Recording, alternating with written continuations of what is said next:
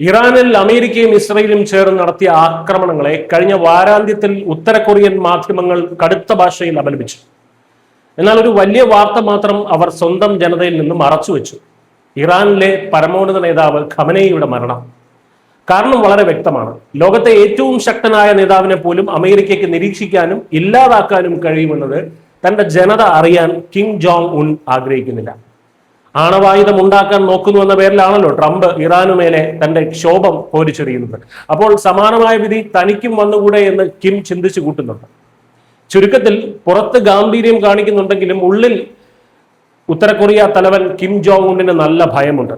ഇപ്പോൾ കിമ്മിന്റെ മനസ്സിലെ ഏറ്റവും വലിയ ചോദ്യം ഇതാണ്: തന്റെ പഴയ ചങ്ങാതി അമേരിക്കൻ പ്രസിഡന്റ് ഡൊണാൾഡ് ട്രംപിനെ ഒന്ന് വിളിക്കേണ്ട സമയമായോ? മിഡിൽ ഈസ്റ്റിലെ അമേരിക്കയുടെ സൈനിക നീക്കങ്ങളും വെനസ്വലൻ പ്രസിഡന്റ് നിക്കോളാസ് മഡൂറോയെ അമേരിക്കൻ പ്രത്യേക സേന ഞെട്ടിക്കുന്ന രീതിയിൽ പിടികൂടിയതെല്ലാം കിമ്മും സംഘവും വളരെ സൂക്ഷ്മമായി നിരീക്ഷിക്കുന്നുണ്ട്. ചൈനീസ് പ്രസിഡന്റുമായുള്ള കൂടിക്കാഴ്ചയ്ക്കായി ട്രംപ് ഉടൻ ഏഷ്യയിൽ എത്തുന്നുണ്ട്.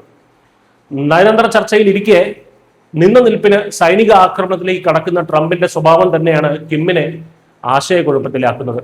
ട്രംപിന്റെ ഈ പ്രവചനാതീതമായ സ്വഭാവത്തെ നേരിടാൻ ചെറിയൊരു ചർച്ചയെങ്കിലും നടത്തുന്നത് തനിക്ക് ഗുണം ചെയ്യുമെന്ന് കിം കണക്കുകൂട്ടുന്നുണ്ടാകാം. എന്നാൽ ട്രംപുമായി വീണ്ടും ചർച്ചയ്ക്ക് ഇറങ്ങുമ്പോൾ ഒരു വലിയ അബദ്ധത്തിന്റെ ഓർമ്മ കിമ്മിനെ വേട്ടയാടുന്നുണ്ട്. 2019 ഹാനോയ് ഉച്ചകോടി. അന്ന് വിയറ്റ്നാമിൽ വെച്ച് വലിയൊരു കരാർ ഒപ്പിടുമെന്ന പൂർണ്ണ ആത്മവിശ്വാസത്തിലായിരുന്നു നമ്മുടെ ചെക്കൻ കിം ജോങ് ഉൻ. ഗംഭീര വിരുന്നിനായി മേശ വരെ ഒരുക്കി വെച്ചിരുന്നു. എന്നാൽ കിമ്മിനെ അക്ഷരാർത്ഥത്തിൽ ഞെട്ടിച്ചുകൊണ്ട് യാതൊരു കരാറുമില്ലാതെ ട്രംപ് പാതി വഴിയിൽ ഇറങ്ങിപ്പോയി. കിം അവിടെ വെറും കൈയോടെ നിന്നു. നയതന്ത്ര ചർച്ചകൾ നടക്കുമ്പോഴും അമേരിക്ക രഹസ്യമായി പണി തരുമെന്ന വലിയൊരു പാഠം കിം അന്ന് തന്നെ പഠിച്ചതാണ്. 2003 അമേരിക്ക ഇറാഖിനെ ആക്രമിച്ചപ്പോൾ കിമ്മിന്റെ പിതാവ് ഭയം കാരണം ആഴ്ചകളോളമായിരുന്നു ഒളിവിൽ പോയത്. എന്നാൽ ഇന്ന് കിം ഒളിച്ചോടുന്നില്ല. കാരണം ഇന്ന് ഉത്തര കൊറിയയുടെ പക്കൽ അമേരിക്കയെ വരെ ലക്ഷ്യം വയ്ക്കാൻ കഴിയുന്ന ആണവായുധങ്ങളുണ്ട്. പോരാത്തതിന് റഷ്യയുമായി വലിയൊരു സൗഹൃദമുണ്ട്. യുക്രൈൻ യുദ്ധത്തിൽ റഷ്യയെ സഹായിക്കാൻ സൈന്യത്തെ അയച്ച വകയിൽ പുതിയ സൈനിക സാങ്കേതിക വിദ്യകളും കിം സ്വന്തമാക്കിയിട്ടുണ്ട്. പക്ഷേ മറ്റൊരു യാഥാർത്ഥ്യം കൂടി കിമ്മിന് നന്നായി അറിയാം.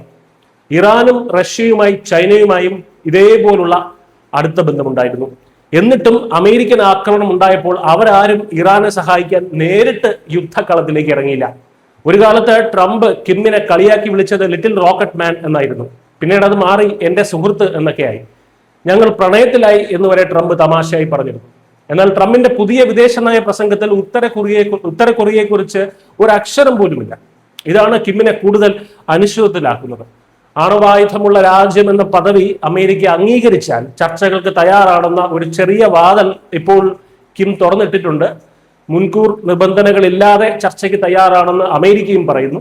പക്ഷെ വീണ്ടും ചർച്ചയ്ക്ക് പോയാൽ പഴയതുപോലെ അപമാനിതനാകുമോ, പണി വാങ്ങിച്ചു കൂട്ടുമോ എന്നൊരു ഭയം കിമ്മിനുണ്ട്. ട്രംപിനെ വിളിക്കുന്നതാണോ അതോ നിശബ്ദനായിരിക്കുന്നതാണോ കൂടുതൽ അപകടകരമെന്ന വലിയ ആശയക്കുഴപ്പത്തിലാണ് ഇപ്പോൾ Kim Jong Un. News desk news India Malayalam.